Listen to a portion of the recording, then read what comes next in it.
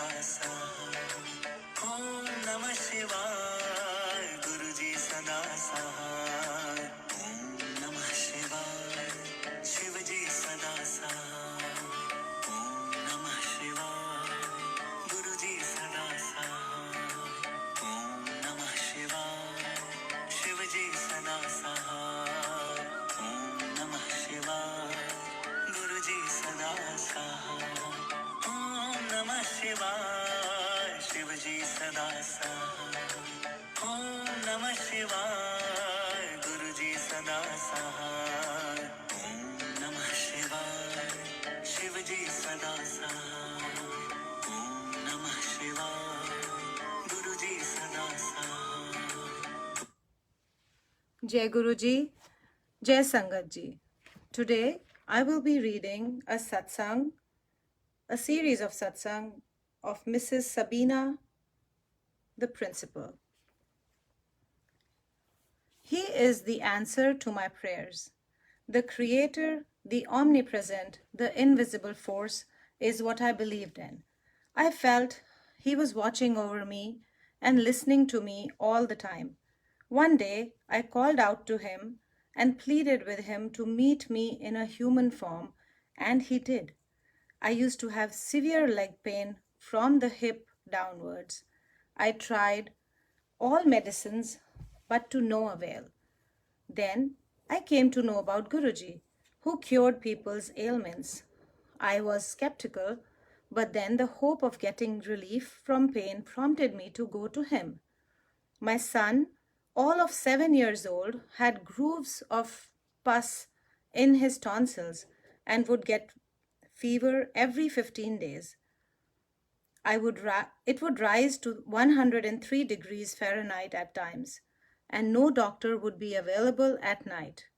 The child was allergic to all antibiotics except one, and he would get a reaction if administered the erythromycin during that. In most cases is effective. The scenario was repeated every month, and both my husband and I would give him cold compress at night to bring down the fever. It was a nightmare. During those days, back in 1996, one still did voice a problem to Guruji. I started to tell him about my son's ailment. I had just about said, "My son," when he interrupted me and said, "First, you tell me about your ailment. What is your problem?" I mustered up the courage to say that my legs ached, and Guruji simply said, "From now on, they never will." True to his words, my legs have never pained in that manner ever since. The excruciating pain went even as he spoke to me and has never once returned.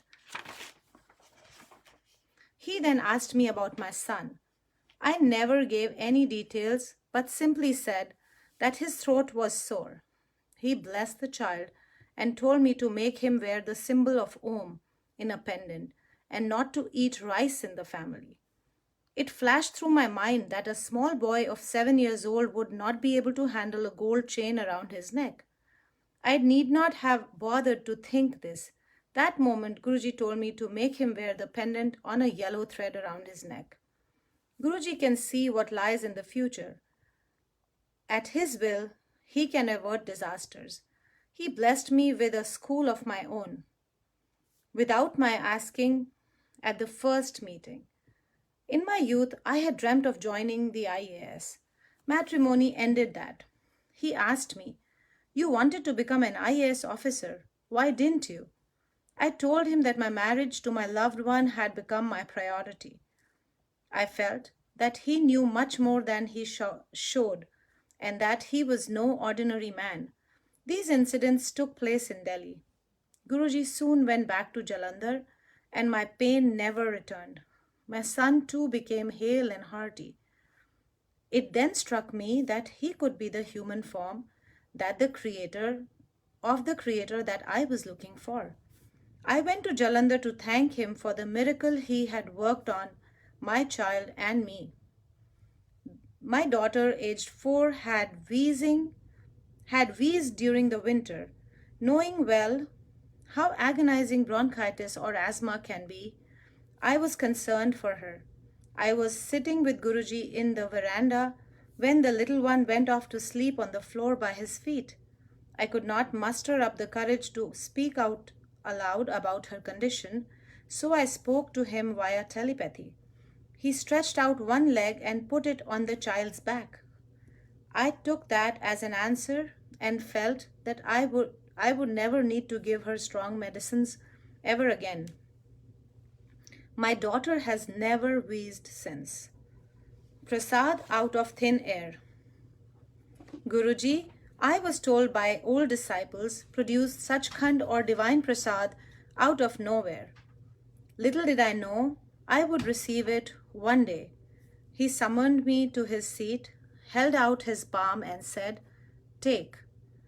There lay a beautiful cup-shaped Misri prasad filled with another sweet prasad. My father was a heart patient who had suffered 2 attacks before we met Guruji. I told him about it, and the answer I got was a flippant, "Don't worry." I was left wondering. Little did I know that my father would collapse a 3rd time. We rushed him to the nearest hospital and were told that his chances were slim. I asked my husband to go home and get Guruji's Sachkhand Prasad. I went into the ICCU and saw my father lying unconscious on the bed with tubes running around him. I put a little prasad under his tongue, hoping it would dissolve. The ECG taken after half an hour showed that he was just suffering from indigestion. It was not a serious case as the previous ECG taken on our arrival had showed. We went to Jalandhar as soon as my father was discharged. I walked in and saw Guruji calling me to a group of people sitting with him. He told me to narrate all that he had blessed me with, including my father's latest incident. I believe that when he asks you to narrate all the blessings that you have received, then you and the ones who hear it, and from now on anyone who reads about it, are blessed further. My father had been declared as having lymphoma, cancer of the lymph or glands. I went to tell Guruji, but could not. I had heard that he took away the ailment, but bore the burnt of it on his own self. And that day I saw him uncomfortable in front of my eyes. I could not bring myself to say anything and went away. A week later, Guruji told me that he had cured father's cancer. I was shocked, even though I knew he could read minds. The reports that earlier diagnosed cancer soon came clear and confused the doctors. In a single day, Mom joins the faithful. My mother was diabetic. She is an obese woman who had no diet plan and often did not take her medicines on time. Her blood pressure once rose to 200 mmHg and she was bedridden. I told Guruji about her condition and he told me not to worry about her and said, "I will show your mother in one day what I am all about." Years passed and she remained hale and hearty, though she was not taking the insulin shots prescribed for an acute diabetic state. One day, Guruji told me that he had saved my mother. Soon after he had said so, my mother was holding a report stating suspected TB of the small intestine and colorectal cancer. The earth shook underneath her and she came to seek Guruji's blessings. Then, ailments or problems were not supposed to be told to Guruji per his orders. So she ate her langar and silently went away. The next morning at the hospital, all her reports, which a week earlier were positive, showed negative. The doctors were puzzled, but happy that the patient wasn't clear. He, however, put down her condition as diabetic diarrhea.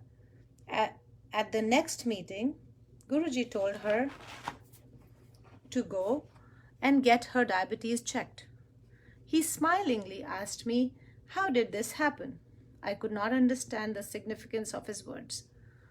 My mother rang me up after a few days and told me that after getting her diabetes checked, her report showed the blood sugar level at 160 to 130, normal, against the 280 to 260, which was her usual diabetic count for many years. She went on to say the same words as Guruji had said to me. How did this happen? I understood immediately that by using those same words, he had wanted me to know that what my mother's reaction would be. Not satisfied and thinking that her report might have been a fluke, my mom got her diabetes checked again. This time the sugar reading was even better, at 113 to 99. Guruji, true to his word, made her understand who he was in one day, as he had said a long time earlier. Missing him for 5 long years. Years ago, my hemoglobin count was falling. One day, Guruji stated that if he told me what my ailment was, the ground on which I stood would slip from underneath my feet. I didn't have the courage to ask him. Since I knew he could cure ailments, I begged him to cure me without even letting me find out.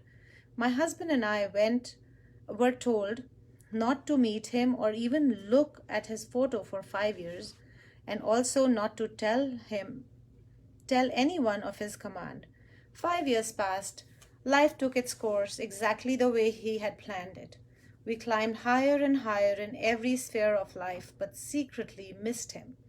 One day I prayed to him and asked him for a photograph that would reach me of its own accord. Since I did not want to ask anyone for it, the photo soon came soon enough in the only magazine my husband subscribed to. I was later told it was no coincidence. A few days later, I felt asphyxiated, as if every breath was an effort. I rang up my husband and parents, having just enough strength to say that I could not breathe. My son ran to the hospital for an oxygen cylinder. My daughter ran to the neighbors for help. My relatives were concerned. Alone, I prayed before his photo and said I could not breathe.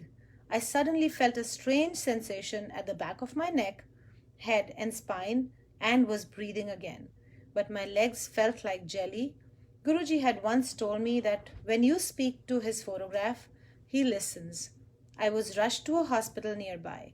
Alone in the ICU with an oxygen mask over my nose, I thought that when my end was near, no one but my Guruji had come to my aid. My dearest ones, my husband, my loving children, parents, or relatives could not give me life. He could, and he did. He definitely is a messenger of God, and to me an incarnation himself. Unbelievable, but true, when the impossible becomes possible in front of your eyes. Even more amazing was that when I was summoned and standing in front of him after years, he took one look and told me what I had been thinking, word to word, in the hospital. Why then, he said, husband, children, parents, relatives did not come in handy. The Guru did. This is your second life. Enjoy yourself. Isn't it amazing that we had not met for 5 years, and yet he knew what I was thinking all alone on the hospital bed? He once told me that doctors would continue to do their job. After my hysterectomy, I was in the state of osteopenia. My hip joint and femur bone at times would give me discomfort. I never told Guruji this. Meanwhile, my bone density tests showed a decline in my calcium levels. Out of the blue, my husband and I were told to go for a holiday to Singapore by Guruji. We were to take our children along. He would keep asking me this time of my flight. I was told to meet a disciple of Guruji the moment I reached Singapore and narrate my blessings to her. The moment I narrated all that Guruji had done for us, my pain disappeared. On reaching Delhi, Guruji announced that my calcium and hemoglobin levels were all right. My blood count was dipping when Guruji revealed this to me years ago. He then told me to shed weight, otherwise, I would get a heart condition.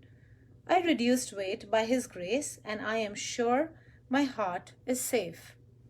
My daughter used to get severe cramps in her stomach, and they were worsening. She prayed to Guruji. He changed her name, and today she has no stomach problems.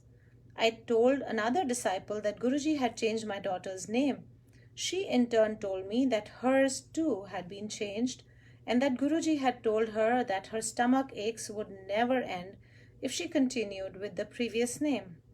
That was no coincidence. Never have we seen a guru who gives unconditional love and does things practically for humanity without ever giving summons. Jai Guruji, Shukrana Guruji.